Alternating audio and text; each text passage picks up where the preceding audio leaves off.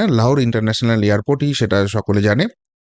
তো সেখানে একটা পাকিস্তানের যে এয়ারফোর্স রয়েছে তাদের একটা বিমান অবতরণ করতে যায়, ল্যান্ডিং করতে যায়। আর সেই সময়ই ওই যে বিমানের চাকা আছে সেখান থেকে আগুন হয়ে যায়, গোটা ফ্লাইটটা দাউ দাউ করে জ্বলে যায়।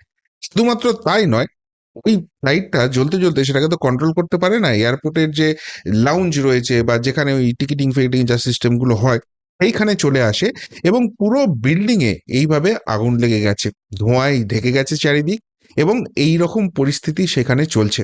ফলে ইমিডিয়েটলি সেখান থেকে সমস্ত রকমের ফ্লাইট বাতিল করে দেওয়া হয়েছে।